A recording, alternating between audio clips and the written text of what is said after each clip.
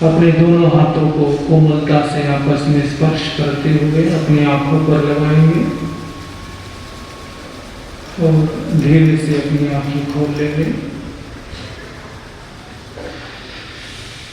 सकलवंशी भव्य आत्माओं, आप सभी का स्वागत है, अभिनंदन है इस दिवाली सत्र में, जहां पर आप दिवाली पूजन की विधि जानने के लिए उपस्थित हैं।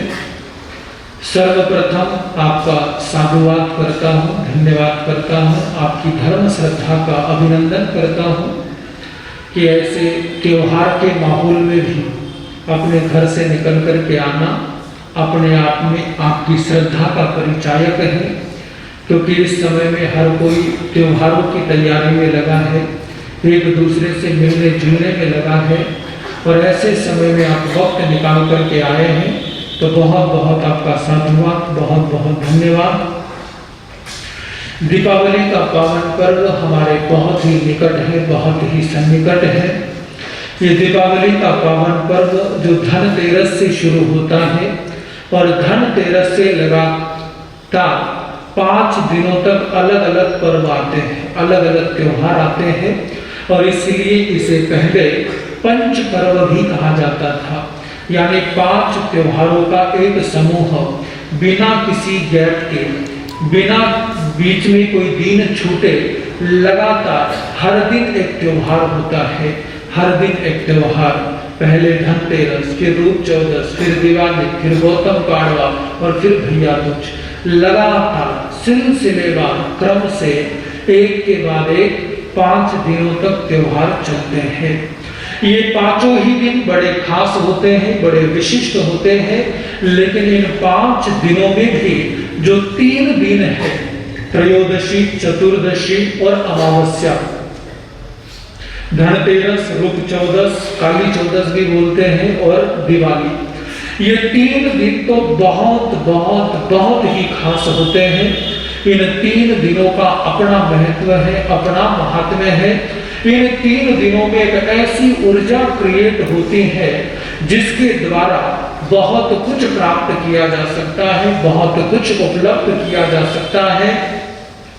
और जो साधना करने वाले लोग हैं, जो मांत्रिक हैं, जो तांत्रिक है, वो तो आतुरता से इस दिन की राह देखते हैं, क्योंकि ऐसे ऐसे दिव्य प्रयोग होते हैं जिन्हें दिवाली की रात्रि में ही सिद्ध किया जा सकता है, और उसके लिए उन्हें पूरा वर्ष इंतजार करना पड़ता है कि कब दिवाली का वो पावन दिन आएगा और हम अपनी साधना को सिद्धि प्रदान कर पाएंगे, अपनी साधना को सफल बना पाएंगे, अपनी साधना में हम सफल हो पाएंगे। इस बात की वो प्रतीक्षा करते हैं, इस बात का वो इंतजार करते हैं। और दीपावली का पर्व सभी पर्वों में इस पर्व को सर्वोच्च माना गया, क्योंकि और जितने भी पर्व हैं वो अलग अलग हिसाब से होते हैं। कुछ पर्व होते हैं जो लौकिक होते हैं, यानी जिनमें बाहरी मौज मस्ती, घूमना फिरना, कपड़े खरीदना, मिठाइयाँ खाना खिलाना, एक दूसरे से मिलना जुलना, ये सारे व्यवहार होते हैं। कुछ पर्व ऐसे होते हैं जो पर्व पूरी तरह से आध्यात्मिक होते हैं, जैसे पर्युषण हो गए, जिसमें केवल धर्म ध्यान, धर्म आराधना, धर्म की बातें, त्याग, तपस्या, नियम, पचकार, वैराग्य, स्वाध्याय, बस यही सब चीजें होती हैं। लेकिन दीपावली का पर्व एकमात्र ऐसा पर्व होता है जो बाहरी मौज मस्ती का भी है और अध्यात्म का भी है, जो हर किसी से जुड़ा हुआ है, साधना से जुड़ा है, त्याग से जुड़ा है, तपस्या से जुड़ा है, अध्यात्म से जुड़ा है, मौज मस्ती से जुड़ा है, कारोबार से जुड़ा है, समाज से जुड़ा है, राजनीति से जुड़ा है। आप किसी भी पक्ष को उठा करके देख लेंगे तो ये दीपावली पर्व कहीं न कहीं उससे संबंध रखता है, कहीं न कहीं उससे जुड़ा हुआ है। और ये एकमात्र ऐसा पर्व है भारत का जिस पर्व को केवल भारत में ही नहीं बल्कि संपूर्ण विश्व में मनाया जाता है, पूरे विश्व में मनाया जाता है। और ये एक लौता ऐसा पर्व है जिस पर्व पर केवल हिंदुस्तान में ही छुट्टी नहीं होती, बल्कि बाहर के कई ऐसे देश हैं जो दिवाली की छुट्टी देते हैं। पाकिस्तान, श्रीलंका, भूटान, न्यूजीलैंड, बहुत सारे ऐसे देश हैं जहां पर दीपावली पर्व को सेलिब्रेट किया जाता है, दीपावली पर्व को मनाया जाता है। और पिछले 2 साल पहले अमेरिका के सदन में भी इस त्योहार को आयोजित किया गया था। इतना महत्व है इस दीपावली पर्व का और इसे सर्वोच्च पर्व के रूप में स्वीकार किया गया, सबसे ऊपर माना गया। ये पर्व ऐसा है जिसका हर धर्म के साथ संबंध है। हर पर्व किसी न किसी परंपरा से, धर्म से जुड़ा होता है। कुछ सनातनियों के हैं, कुछ जैनों के हैं, कुछ बौद्धों के हैं, कुछ मुसलमानों के हैं, लेकिन ये पर्व ऐसा है जो सबका है, सबके लिए है। कहीं न कहीं सबकी कहानियां इसके साथ जुड़ी है। हमारे जैन धर्म में तो भगवान महावीर का निर्वाण कल्याणक है।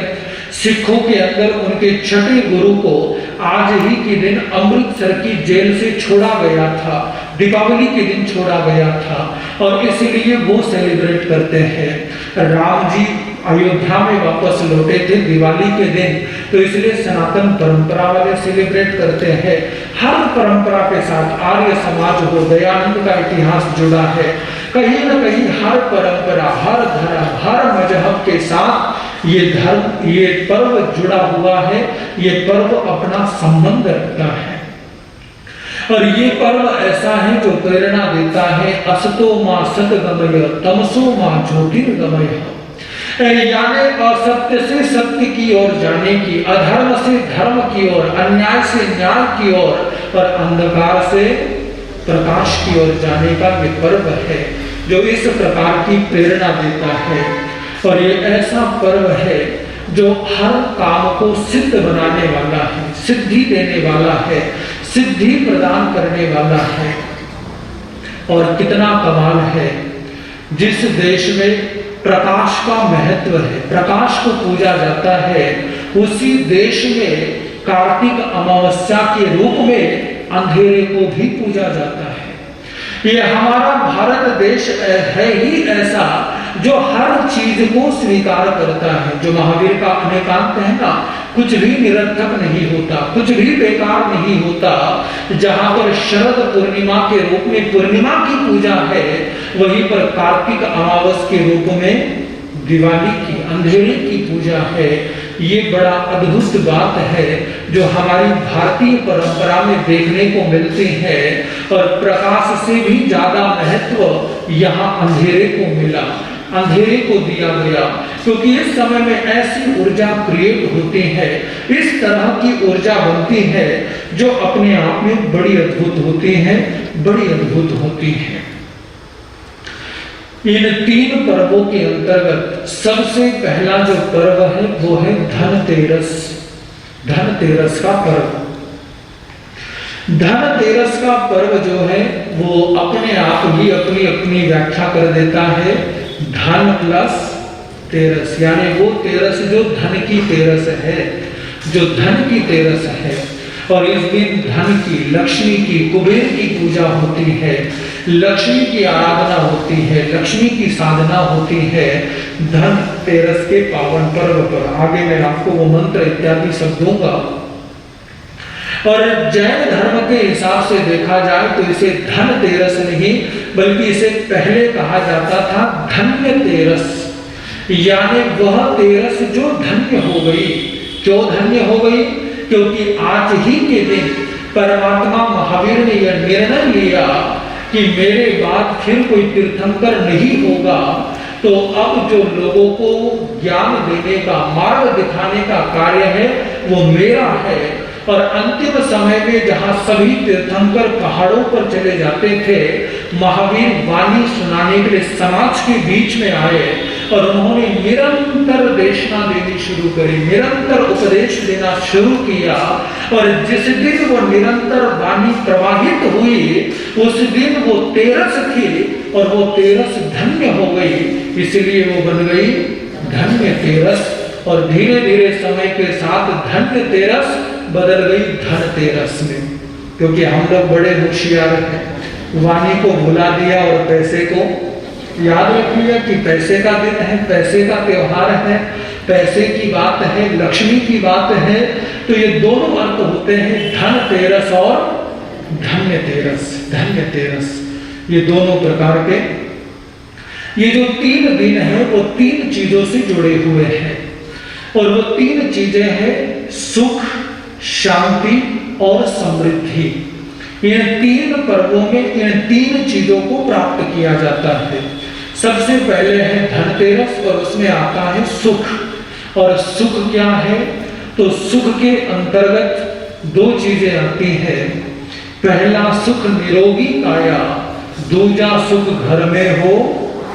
अरे वाह, क्या बात है, ये तो बराबर रटा हुआ है, बराबर इलाज है। चलो बहुत बढ़िया है। तो पहला जो सुख होता है, सबसे पहला सुख है कि हमारा शरीर अच्छा हो, हमारा स्वास्थ्य अच्छा हो, और दूसरा है कि पास में पैसा हो, क्योंकि पैसा होगा तभी तो सारे सुख होंगे, तभी तो सुविधाएं होंगी, तभी तो घर बनाएंगे, मकान बनाएंगे, अन्न खरीदेंगे, सब कुछ सारे कार्य जो है वो धन से ही तो होने हैं। और इसलिए धनतेरस पर, ये धनतेरस पर्व है आरोग्य का और लक्ष्मी का, आरोग्य और लक्ष्मी का। और सनातन परंपरा का इसके साथ एक इतिहास जुड़ा है, और वो इतिहास है कि आज ही के दिन, वो धनतेरस के दिन जब वो समुद्र मंथन होता है, तो सबसे पहले लक्ष्मी प्रकट होती है। लक्ष्मी प्रकट होती है धनतेरस के दिन, और दूसरे प्रकट होते हैं इस दुनिया के पहले डॉक्टर, जिनका नाम था धन्वंतरी, जो आयुर्वेद के जनक है, जो आयुर्वेद के संस्थापक है, जिन्होंने आयुर्वेद का ज्ञान इस दुनिया को दिया। तो वो धन्वंतरी, वो कलश लेकर प्रकट होते हैं और वो आयुर्वेद का ज्ञान देते हैं। तो इस दिन 2 जनों का, 2 शख्सियतों का प्रादुर्भाव हुआ था, एक तो लक्ष्मी और दूसरे धन्वंतरी। और इसलिए इस पर्व को 2 चीजों का माना गया, आरोग्य का पर्व और लक्ष्मी का पर्व। उसके बाद आती है काली चौदस, जिसे नरक चतुर्दशी भी बोलते हैं, छोटी दिवाली भी बोलते हैं। और ये पर्व है शांति का, ये पर्व है शांति का। और जब व्यक्ति के जीवन में आरोग्य हो और पैसा हो, तब शांति भी आ जाती है, तब आदमी सुकून से बैठ पाता है। तो ये दूसरा पर्व है जिसमें शांति की आराधना की जाती है, यानी कैसे पीस मिले, मेंटल पीस, कैसे मानसिक शांति प्राप्त हो। तो ये दूसरा दिन। और उसके बाद तीसरा दिन आता है समृद्धि। और समृद्धि का अर्थ होता है हर प्रकार से संपन्नता। समृद्धि का अर्थ केवल पैसा नहीं होता, समृद्धि का अर्थ होता है हर प्रकार की संपन्नता होना। वरना कई बार लोगों के पास पैसा तो बहुत होता है, लेकिन खुशी नहीं होती, शांति नहीं होती, आराम से वो जी नहीं पाते हैं, कुछ ना कुछ टेंशन बनी रहती है। तो तीसरा दिन है समृद्धि का, यानी जो समृद्धि दे, जो संपन्नता दे। ये आवाज की तरह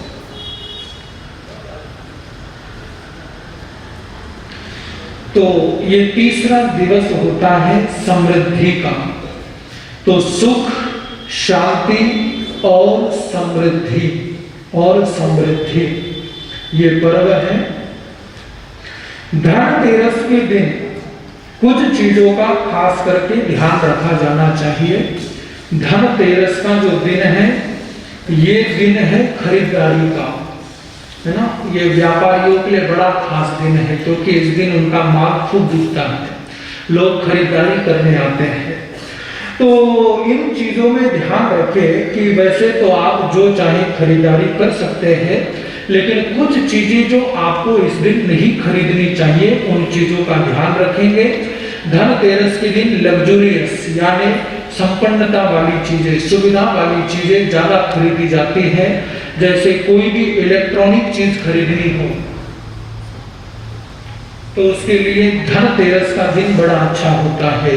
किसी को नई गाड़ी खरीदनी हो, नया बिजली का कोई काम कराना हो, इलेक्ट्रॉनिक से जुड़ा हुआ फ्रिज लेना है, एसी लेना है, कार लेनी है, तो इन चीजों के लिए धनतेरस का दिन बड़ा ही शुभ माना जाता है, बड़ा ही अच्छा माना जाता है। और इस दिन आपको तांबे और पीतल की कोई ना कोई चीज जरूर खरीदनी चाहिए, ऐसा धनतेरस के दिन माना जाता है। खास करके पीतल की कोई चीज, चाहे छोटा सा ही कोई लोटा ही खरीद ले, कुछ खरीद ले, लेकिन इस दिन पीतल और तांबे को खरीदना बड़ा शुभ माना जाता है। चांदी की ज्वेलरी की भी बहुत खरीदारी होती है धनतेरस पर। धनतेरस का दिन इन चीजों के लिए बहुत शुभ माना जाता है। लेकिन धनतेरस के दिन ऐसी चीज ना खरीदें जिन चीजों में तेल रखा जाता है, ऐसे बर्तन नहीं खरीदने चाहिए। तेल रखे जाने वाले बर्तन ना खरीदे धनतेरस के दिन। धनतेरस के दिन बर्तन खरीदने का भी बहुत रिवाज है, बर्तन खरीद सकते हैं, लेकिन ध्यान रखिए कि आप लोहे के बर्तन ना खरीदें। स्टील के खरीद सकते हैं, किसी ने पीतल के लेने हैं, तांबे के लेने हैं, चांदी के लेने हैं, तो वो खरीद सकता है, लेकिन लोहे के बर्तन नहीं खरीदने चाहिए, लोहे के बर्तन। और दूसरा, काली चीजें नहीं खरीदनी चाहिए, जो पूरी तरह कंप्लीटली डार्क कलर, बिल्कुल ब्लैक कलर, काले रंग की चीजें ना खरीदें। और नुकीली चीजें नहीं खरीदनी चाहिए। नुकीली चीजें जो घाव देने वाली चीजें हैं, धारदार चीजें हैं, हथियार वगैरह, चाकू इत्यादि ऐसी चीजें जो है वो धनतेरस पर नहीं खरीदनी चाहिए। धनतेरस पर ध्यान रखें कि पवित्र चीजें आप अपने घर में लेकर के आए, अच्छी चीजें आप लेकर के आए। और धनतेरस का दिन ही खरीदारी के लिए सबसे बेहतर होता है। इसके बाद छोटी दिवाली और बड़ी दिवाली, इन दो दिनों में आपको कोई खरीदारी नहीं करनी चाहिए। और खास करके बड़ी खरीदारी तो बिल्कुल ना करें। खरीदारी के लिए है जो धनतेरस का दिन है, यानी इस दिन जो है आप लक्ष्मी का व्यय कर सकते हैं। बाकी के 2 दिनों में लक्ष्मी को संभाला जाता है, लक्ष्मी को इकट्ठा किया जाता है। अगर कहीं से मिल रहा हो तो ले लो, लेकिन कहीं देना नहीं, है ना। कहीं से मिल रहा हो तो ले लो।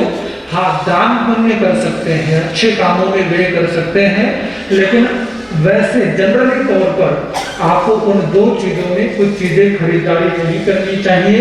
अगर कुछ बहुत इमरजेंसी हो जाए तो बात अलग है, अन्यथा बचना चाहिए, ध्यान रखना चाहिए। ये तीनों दिन ऐसे हैं, इन तीनों दिनों में पूर्णतया ब्रह्मचर्य का पालन हर व्यक्ति को करना चाहिए, क्योंकि ये 3 दिन बहुत ही खास होते हैं। इन 3 दिनों में आप साधना भी नहीं करते हैं, तब भी आपके शरीर में एक विशिष्ट प्रकार की ऊर्जा उत्पन्न होती है। तो इसलिए इन 3 दिनों में ब्रह्मचर्य के पालन का पूरा ध्यान रखा जाना चाहिए। हर व्यक्ति को इस बात का ध्यान रखना चाहिए, क्योंकि इन तीनों में मानसिक, शारीरिक और वस्त्र हर प्रकार से शुद्धि रखी जानी चाहिए।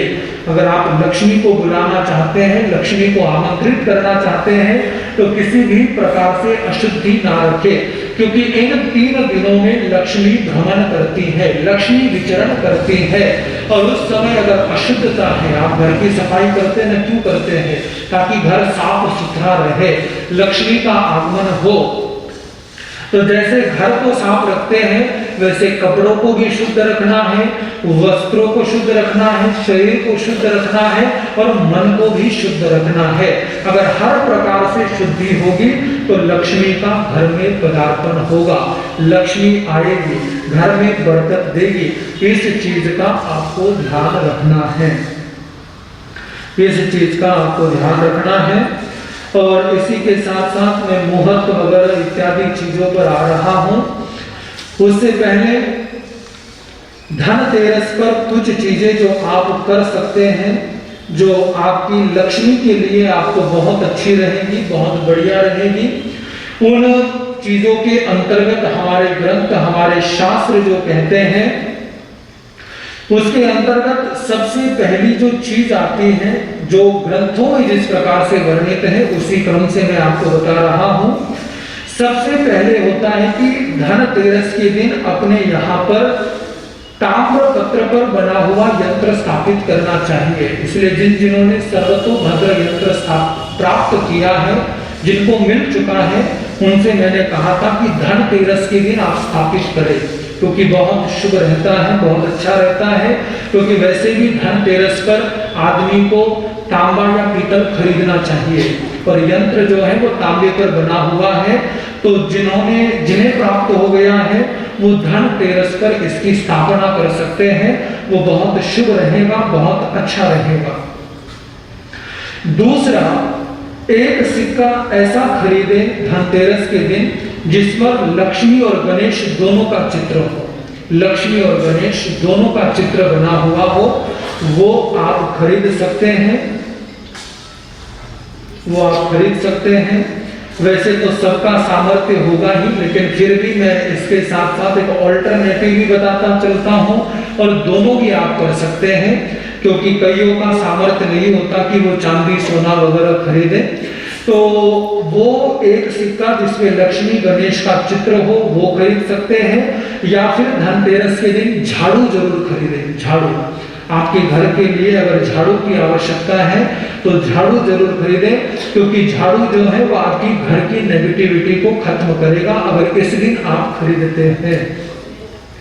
इस बात का ध्यान रखें, इस बात का ख्याल रखें। और यहाँ पर एक चीज मेंशन कर दूं कि आपके घर में लगाने वाला जो झाड़ू है और आपकी पूजा रूम में लगाने वाला जो झाड़ू है वो कभी भी एक नहीं होना चाहिए, वो दोनों अलग अलग होने चाहिए।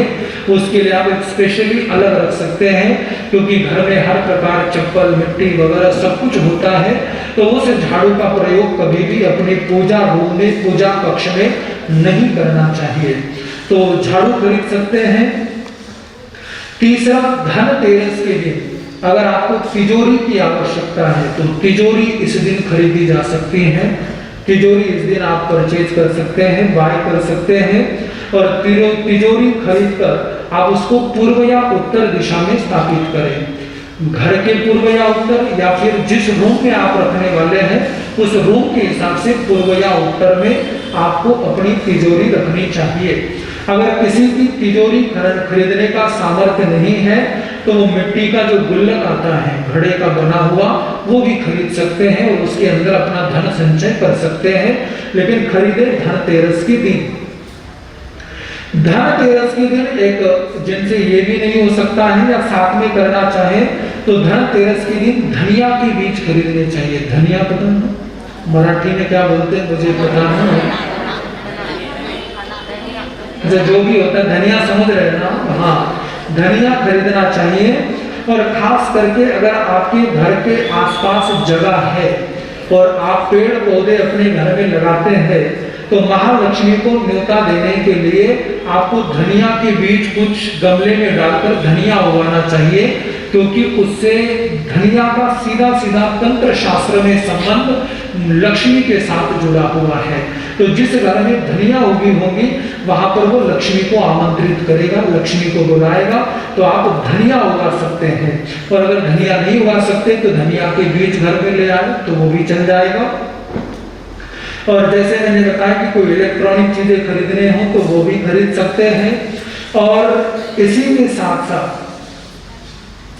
अगर कोई व्यक्ति बीमार रहता हो, बीमार, तो उस बीमार व्यक्ति के लिए आप एक प्रयोग कर सकते हैं जो सर्वतोभद्र यंत्र आप प्राप्त करते हैं, सर्वतोभद्र यंत्र प्राप्त करते हैं।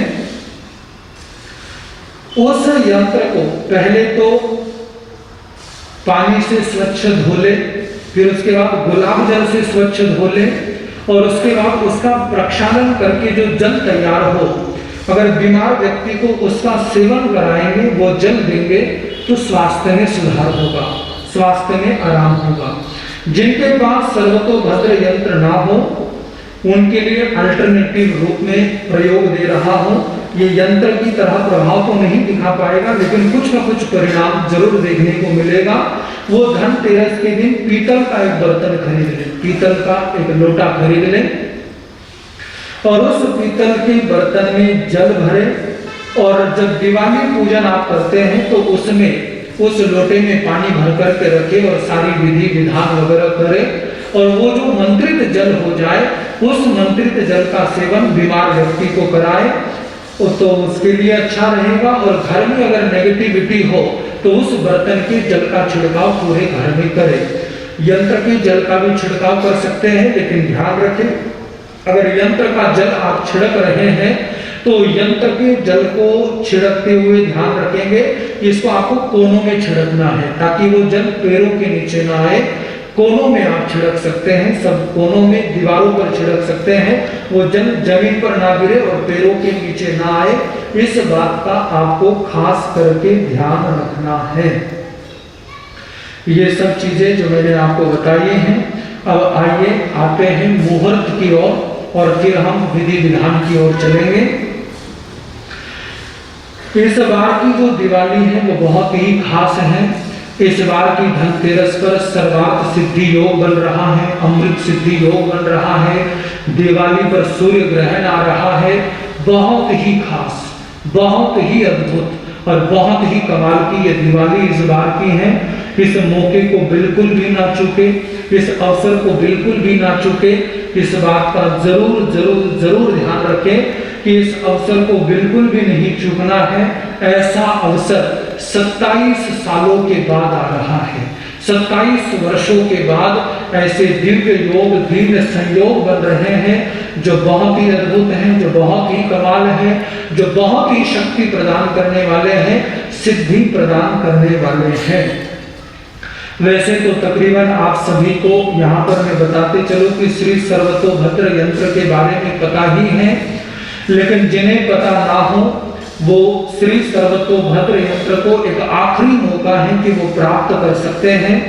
दिवाली पर इसे हम अपनी साधना में रखने वाले हैं। बहुत ही अद्भुत, बहुत ही पावन अवसर है जिसमें इस यंत्र को सिद्ध किया जा रहा है।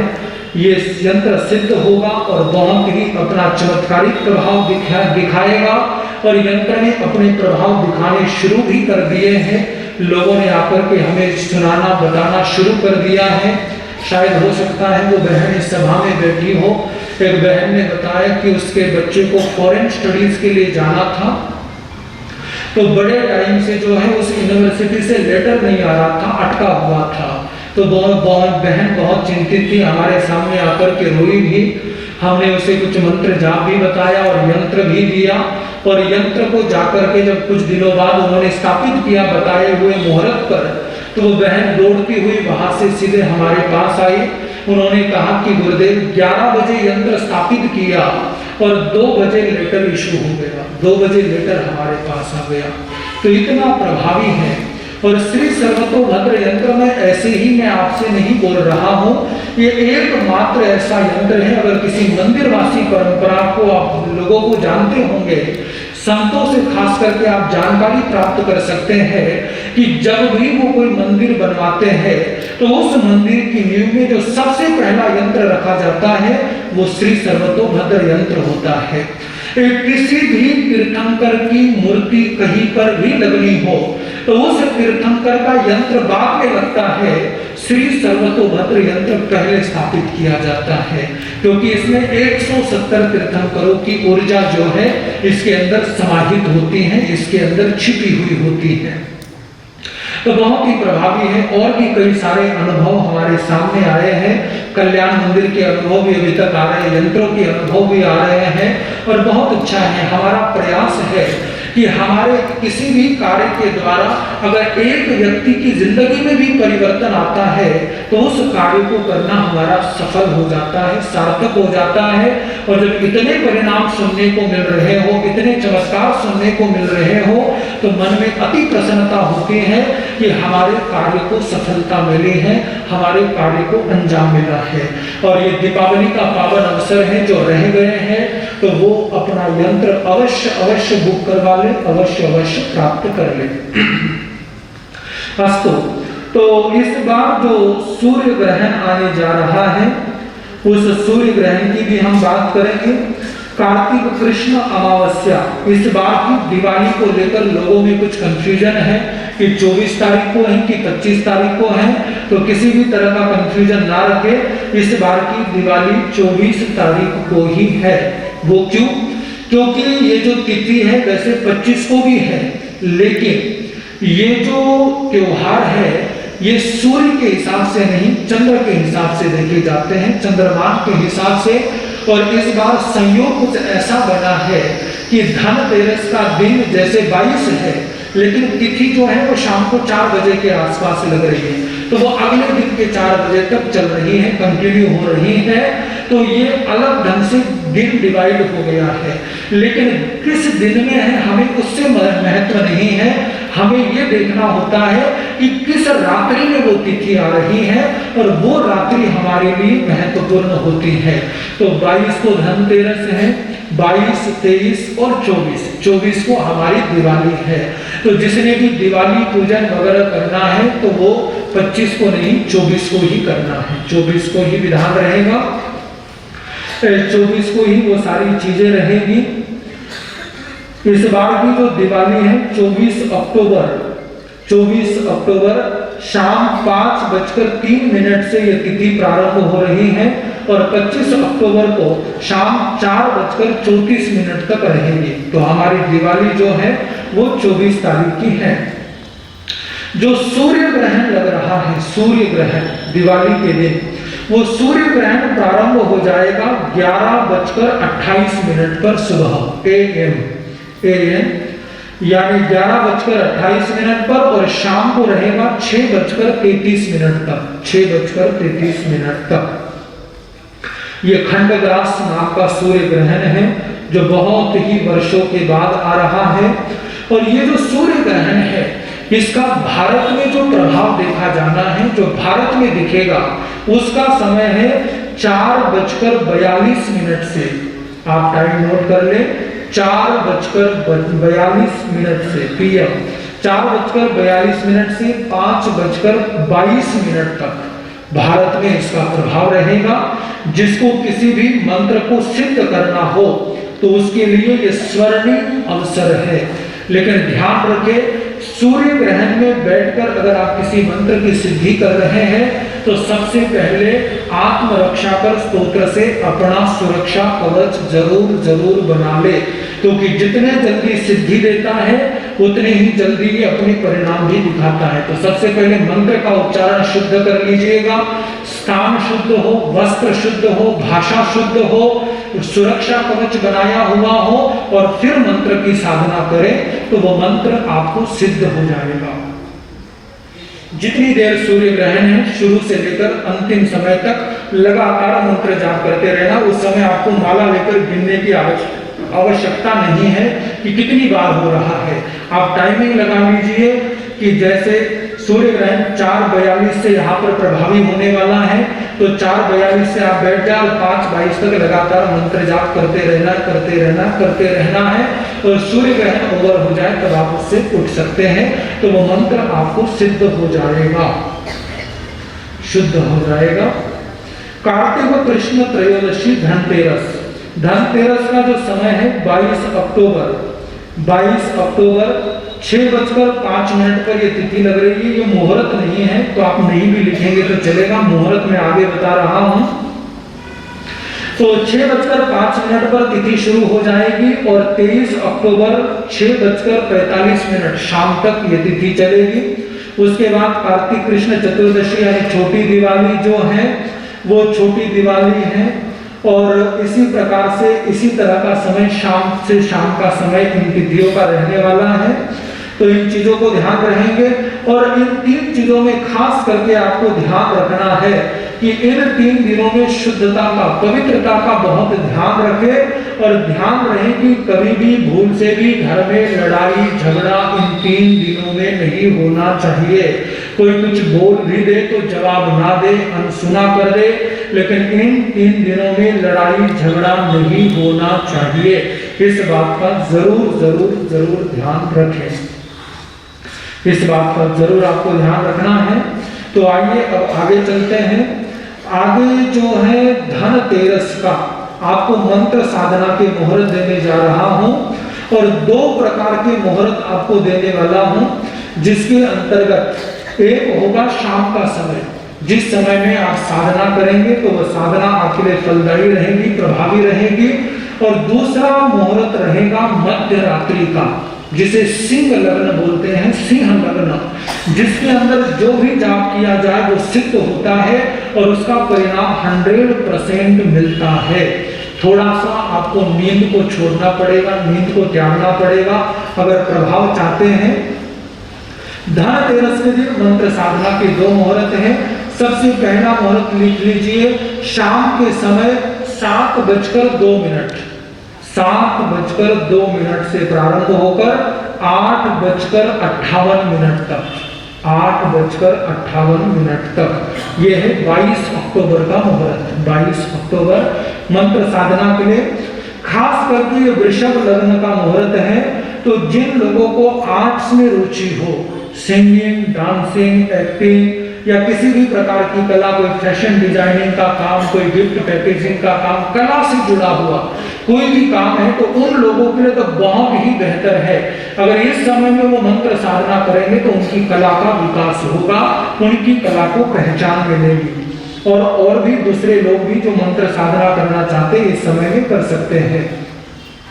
दूसरा मुहूर्त जो सिंह लग्न का है, जो रात्रि में है, 22 अक्टूबर की रात्रि में 1:34 से 1:34 से 3:51 तक, 3:51 तक ये मध्य रात्रि का समय है।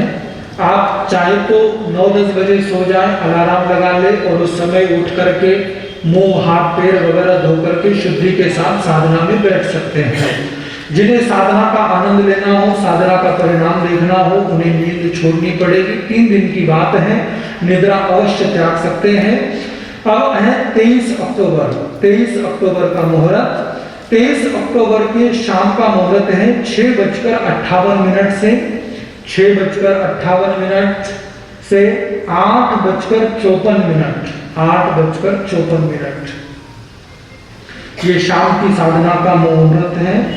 उसके बाद रात्रि का जो सिंह लग्न है, सिंह लग्न यानी शेर, और शेर जो है राज यानी सिद्धि देता है। तो 1:30 से 1:30 से 3:48 तक, 3:48 तक ये 23 अक्टूबर का मुहूर्त है। इसके बाद है 24 अक्टूबर, 24 अक्टूबर 24 अक्टूबर का जो मुहूर्त है 6:54 से 6:54 से 8:50 PM, ये शाम के समय है सारे, 8:50। और ये जो मैंने 24 अक्टूबर का टाइम बताया है, यही दीपावली पूजन का भी टाइम है। जिनको भी दिवाली पूजन करना हो तो वो इसी टाइम पर करेंगे, इसी समय पर करेंगे। यहाँ पर एक चीज और मेंशन कर दूं कि कई लोग दुकान में पहले सुबह पूजा करते हैं फिर शाम को करते हैं, लेकिन इस बार ऐसा संभव नहीं होगा क्योंकि 24 की सुबह दिवाली नहीं है, दिवाली शाम से लग रही है। तो ये जो शाम का मुहूर्त है, इस समय आप घर में पूजा कर सकते हैं और 25 की सुबह अपनी फैक्ट्री, दुकान वगैरह में पूजा कर सकते हैं, क्योंकि सुबह में जो दिवाली है वो 25 की है और रात्रि की जो दिवाली है वो 24 की है। तो इस बार 24 की सुबह अगर आप करेंगे पूजा वगैरह तो छोटी दिवाली यानी नरक चतुर्दशी में आ जाएगी, उसका कोई अर्थ नहीं होगा, कोई लाभ नहीं होगा। दिवाली की पूजा घर, ऑफिस, फैक्ट्री में जिन्होंने सुबह करनी हो तो वो 25 तारीख को करेंगे और घर की पूजा का समय 6:54 से 8:50 तक रहेगा। और जो विधान पूजन हम देने वाले हैं वो भी इसी दरमियान आपको करना है। दिवाली की रात्रि में जो सिंह लग्न जो मुख्य मुहूर्त है, जो बहुत ही कमाल का है, 1:26 से 1:26 से 3:44 तक। अगर शुरू के 2 दिन आप मध्य रात्रि में ना भी कर पाए तो दिवाली के दिन रात्रि को जरूर इस समय साधना आराधना करेंगे तो वो फलदायी होगी, परिणाम देगी। 1:26 से 3:44 तक, 44 तक। कोई भी साधना करने से पहले ध्यान रखिएगा 9 बार या 27 बार नवकार मंत्र जरूर पढ़िएगा, नवकार का स्मरण जरूर करिएगा, वो आपकी रक्षा सुरक्षा करेगा। अब इसके बाद जो है मैं आपको मंत्र बता देता हूं, मंत्र नोट कर लीजिएगा जिनसे संभव हो पाए। वरना व्हाट्सएप ग्रुप पर मैसेज के थ्रू आपको ये मंत्र प्राप्त हो जाएंगे। जो लिख सकते हैं वो अभी लिख ले, वरना फिर व्हाट्सएप पर प्राप्त करेंगे।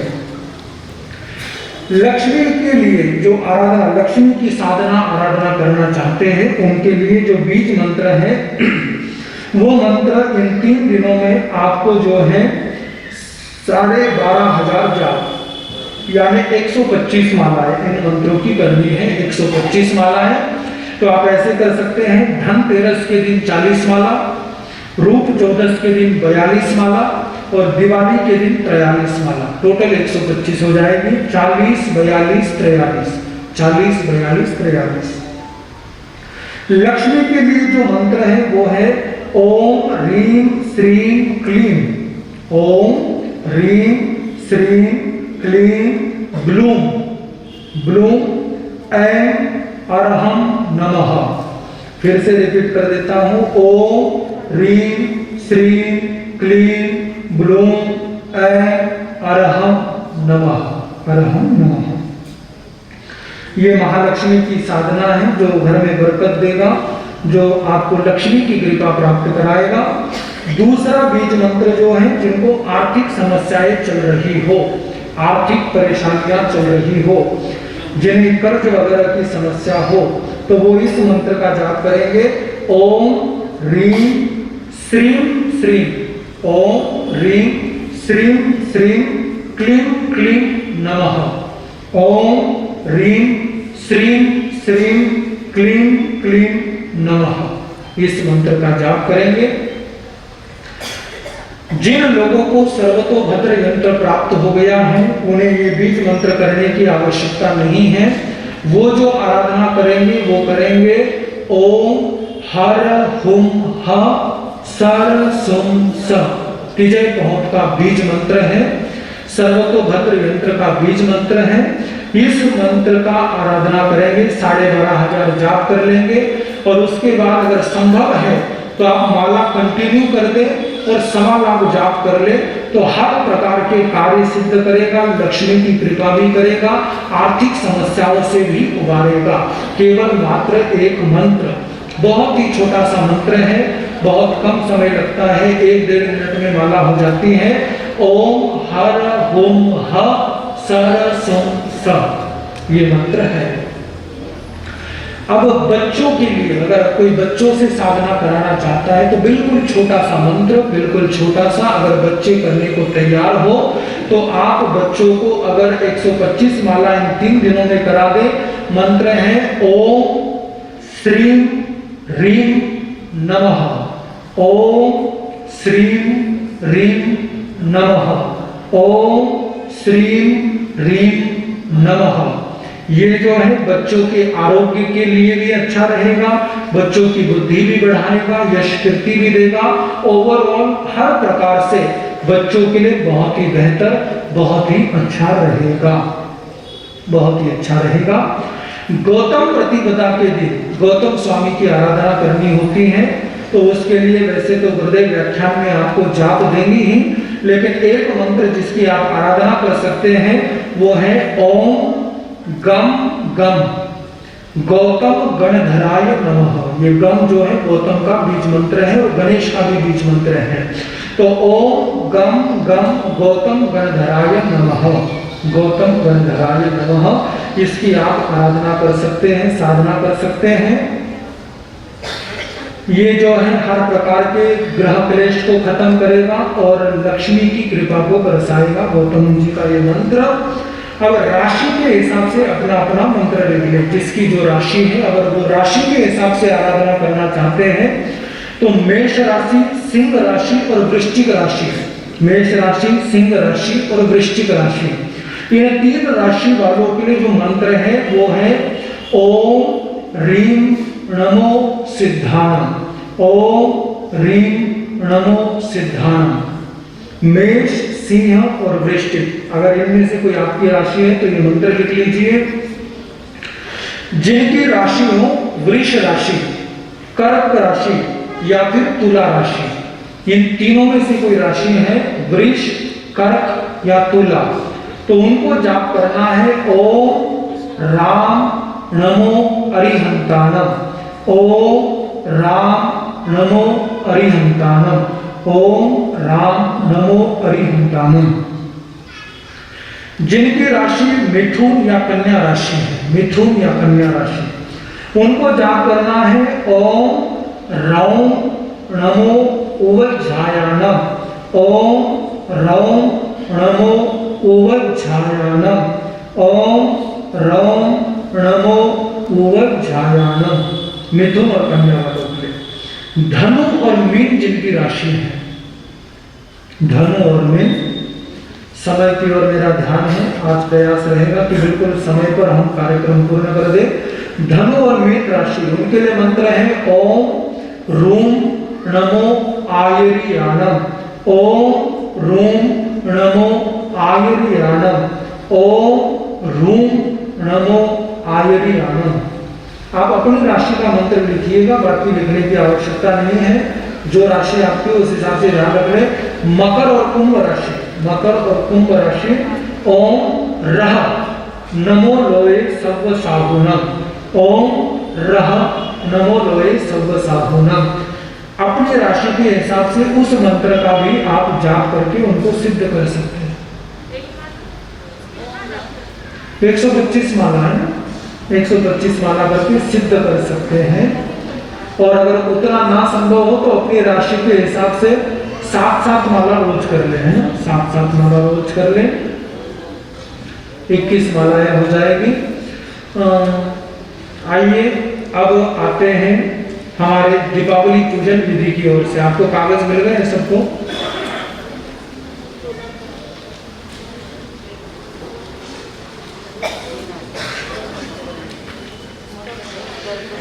दीपावली पूजन के ये कागज, दीपावली पूजन के कागज जो लोग कारणवश यहाँ पर नहीं आए हैं वो प्राप्त करना चाहें तो कल आकर के हमारे पास आकर के प्राप्त कर सकते हैं।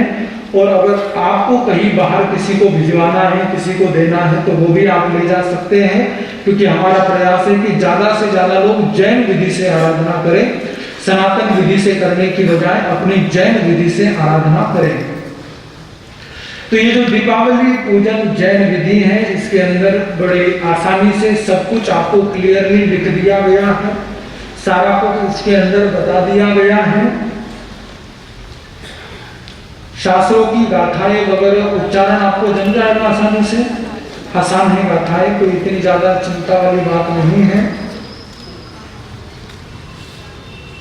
भक्तांबर की एक गाथा है, उत्तराखंड की कुछ गाथाएं हैं, अन्य जगहों से कुछ गाथाएं हैं, और इस प्रकार से ये सारी विधि बिल्कुल डिटेल के साथ इसके अंदर बता दी गई है। बस इसके अंदर आपको एक चीज का जो ध्यान रखना है, विशेषकर जिस चीज का ध्यान रखना है, ख्याल रखना है, वो है स्वस्तिक बनाने का। स्वस्तिक बनाने का ध्यान आपको रखना है। ध्यान रखिए, स्वस्तिक जो बिल्कुल सही ढंग से बनाया जाता है, स्वस्तिक वो होता है जिसमें किसी भी प्रकार से क्रॉस ना लगे, क्रॉस नहीं लगना चाहिए।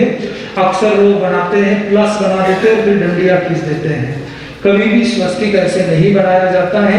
स्वस्तिक को बनाने की पूर्ण विधि है जो इसके अंदर लिखी गई है, उसी प्रकार मंत्र उच्चारण करते हुए, श्वास भरते हुए, छोड़ते हुए आपको करनी है। इसके अंतर्गत आपको जो स्वस्तिक बनाना है वो 2 अलग डायमेंशन में बनाना है, और ऐसे बनाना है कि दोनों जुड़ जाए। तो इसमें सबसे पहले नीचे से शुरुआत करनी है, नीचे से, ये नीचे का जो उधर वाला हिस्सा होता है, नीचे से इसे स्टार्ट करना है। नीचे से इस प्रकार इधर घुमाते हुए फिर ऊपर, फिर उसके बाद अगला हिस्सा इस प्रकार से आपको बनाना है। स्वस्तिक सारा कुछ इसके अंदर लिख दिया गया है, उस बात का ध्यान रखेंगे।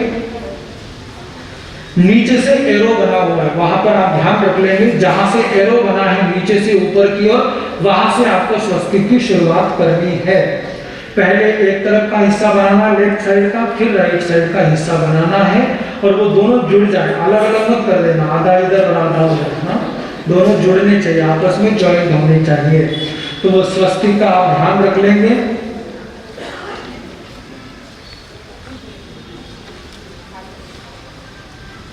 गाथा बिल्कुल साधारण है, उच्चारण करते हुए हर गाथा के नीचे हुज्ज में तब कसायाए लिखा हुआ है, तो हर गाथा के बाद उस शब्द का उच्चारण करना है।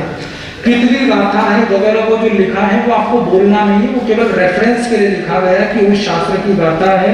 उत्तराध्याय अध्ययन तीसरा गाथा 18वीं, ये बोलने की आपको आवश्यकता नहीं है, वो केवल रेफरेंस के लिए वहां पर गाथा की संख्या लिखी गई है, उसका उच्चारण करने की आपको आवश्यकता नहीं है।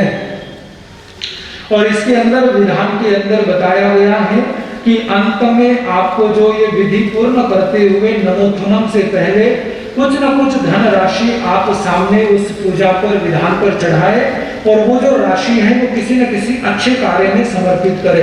किसी गरीब बच्चे की पढ़ाई में दे दे, अपनी मेड को दे दो, कहीं भी गरीब को जरूरतमंद को वो राशि देकर उनका सहयोग करे, उनका सहयोग करे। इस बात से वो विधि पूर्ण होगी, संपूर्ण होगी, इस बात का जरूर ध्यान रखें। सारी विधि सब कुछ लिख दिया गया है और बाकी सब चीजें भी आपकी समझ में आ गई है जी, सब क्लियर है। बाकी जो मंत्र और मुहूर्त हैं वो व्हाट्सएप ग्रुप में शेयर कर दिए जाएंगे, तो उस ग्रुप से भी आप प्राप्त कर लेंगे, उससे प्राप्त करेंगे। और मैं चाहूंगा कि आप सबको प्रेरित करें कि वो दीपावली पूजन की विधि जो है वो सब करने का, इसी विधि से करने का भाव रखें, इसी विधि करने का भाव बनाए।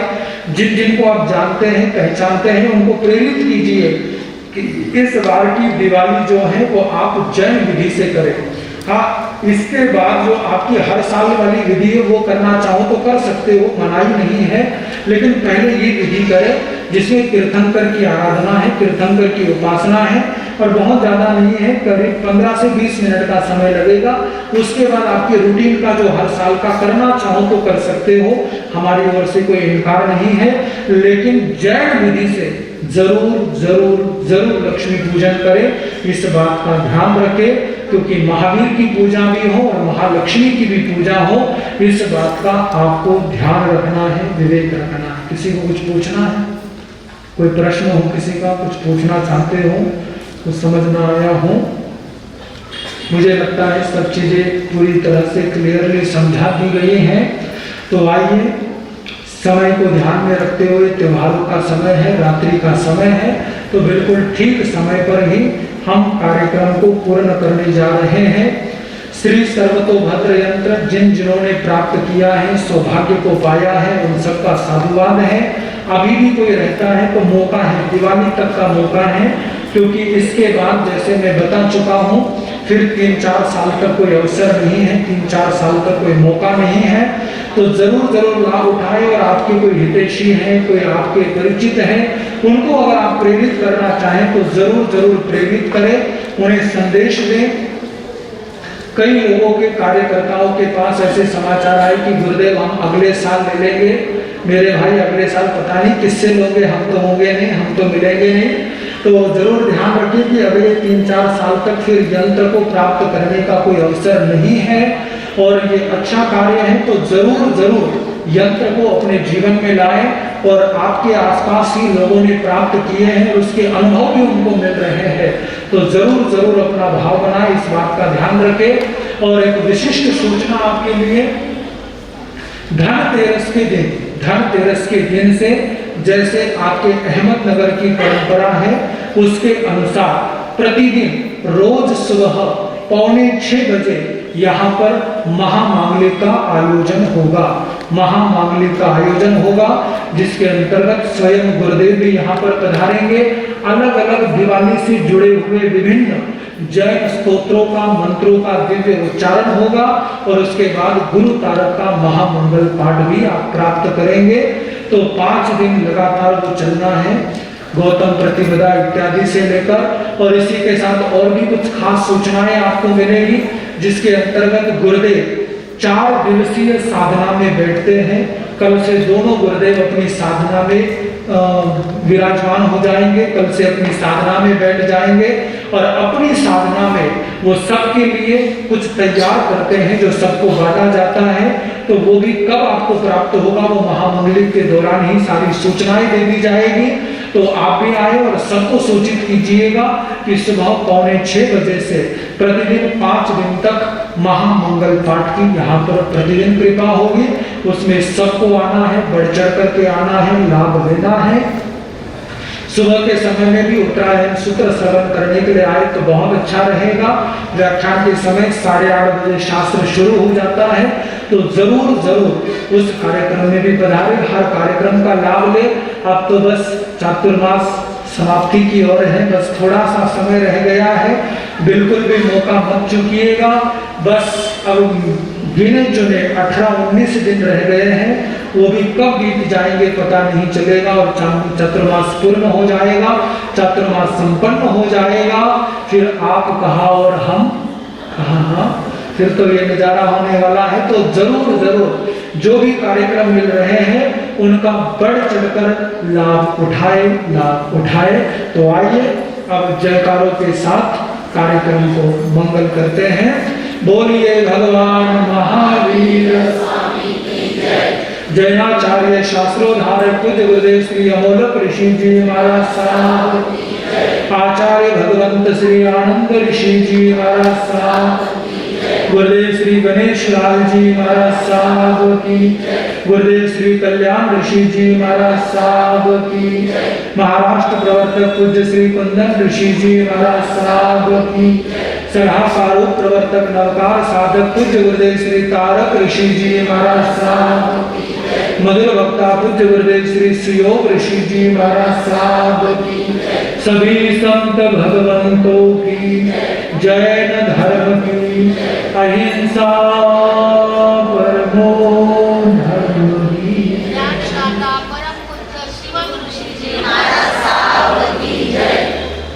मंगली खड़े हो जाइए सब, है ना? मंगल पाठ। नमो अरिहंताणं नमो सिद्धाणं नमो आयर्याणं नमो वज्रायाणं नमो लोये सर्वसाहुनम् एषो पंचनमोकारो सर्वपापनाशनो मंगलानं च सर्वेसिं बड़मं हवै मंगलम। मुझे लगता है जाने का मन नहीं कर रहा था, उठ ही नहीं रहे, मुझे बोलना पड़ा कि उठो। चलो अच्छी बात है, आप लोग बड़ी श्रद्धा बड़े प्रेम के साथ सब ग्रहण करते हैं। चरिता भारम वासम चक्रवर्ती महिड्यो संति संति करेले तत्व गई मनुत्तरम। ओम ह्रीं श्रीं पार्श्वनाथाय नमः। ओम ह्रीं श्रीं पार्श्वनाथाय नमः। ओम ह्रीं श्रीं पार्श्वनाथाय नमः। ओम ह्रीं श्रीं पार्श्वनाथाय नमः। ओम ह्रीं श्रीं पार्श्वनाथाय नमः। ओम ह्रीं श्रीं पार्श्वनाथाय नमः। ओम ह्रीं श्रीं पार्श्वनाथाय नमः। गुरुदेव की आज्ञा चत्तारि मंगलम अरिहंता मंगलम सिद्धा मंगलम साहो मंगलम केवली प्रणतो धमो मंगलम। चत्तारि लघुत्तमा अरिहंता लघुत्तमा सिद्धा लघुत्तमा साहो लघुत्तमा केवली प्रणतो धमो लघुत्तमा। चत्तारि शरणं पवज्जामि अरिहन्ते शरणं पवज्जामि सिद्धे शरणं पवज्जामि साहो शरणं पवज्जामि केवली प्रणतं धम्मं शरणं पवज्जामि। 4 मंगल 4 उत्तम 4 शरण।